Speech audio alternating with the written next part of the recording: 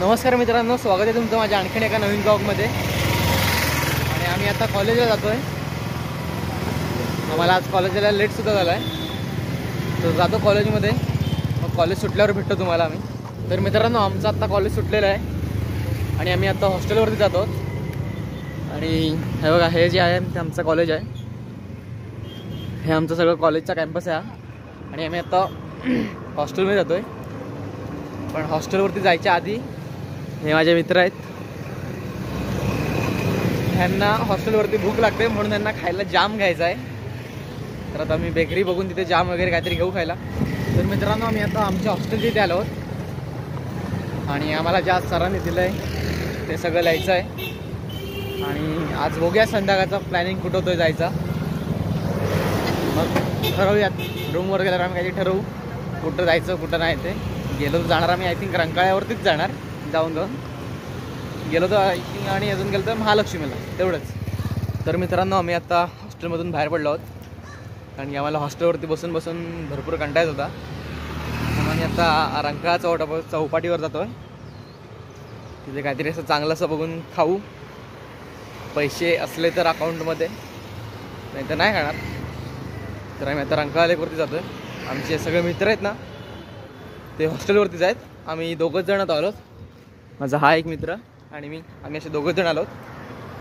पाठवून ते येतील, आले तर कदाचित, नाही तर आम्ही दोघंच जण रंकावर जाऊन बसणार गप शांत, कारण की हॉस्टेलवरती बसून बसून येतो कंटाळा, म्हणून आम्ही जातो रंकावरती बसायला।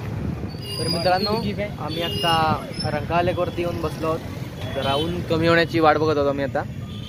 आणि हा रंकाळा लेक, आणि आज कोल्हापुरात वातावरण पूर्ण चांगलं आहे, पाऊस वगैरे काय नाही आज।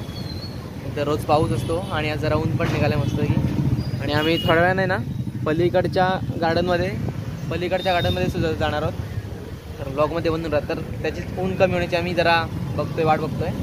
ऊन कमी झाल्यानंतर आम्ही पलीकडच्या गार्डनमध्ये जाणार आहोत, तर ब्लॉगमध्ये तर मित्रांनो, आम्ही आता पलीकडच्या गार्डनमध्ये जायला निघालो आहोत। आणि इकडच्यापेक्षा तिकडचं जे गार्डन आहे ना, ते भरपूर चांगलं आहे। तर आता आम्ही तिकडे जातो आहोत, दाखवतो तुम्हाला ते तिकडचं गार्डन।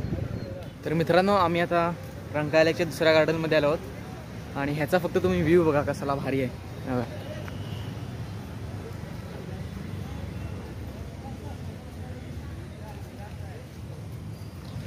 कॅमेऱ्यात एवढा सुंदर दिसणार नाही, पण जर तुम्ही ॲक्च्युअलमध्ये आल ना, तेव्हा एवढा भारी सीन आहे ना इथला, तिकडच्यापेक्षा कैक पटी। आणि मित्रांनो, इथे झाडं पण एवढी मोठी मोठी आहेत ना, अशी तिकडे काहीच नाहीत।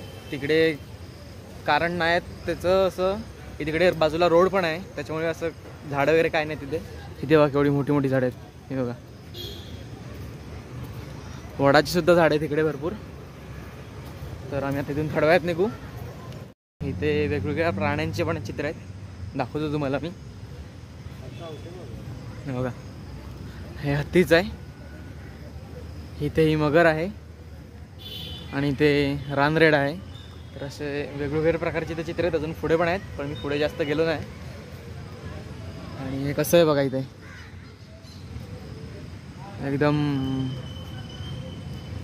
एकदम भारी येतं आहे। तर मित्रांनो, आम्ही आता पलीकडच्या गार्डनमधून जाऊन आलो आहोत आणि हा ब्लॉग तुम्हाला कसा वाटला हे नक्की मला कमेंट करून सांगा। तर करूयात ह्या ब्लॉगला इथंच एंड। तुम्हाला जर का हा ब्लॉग आवडला असेल तर लाईक, शेअर आणि सबस्क्राईब करायला विसरू नका।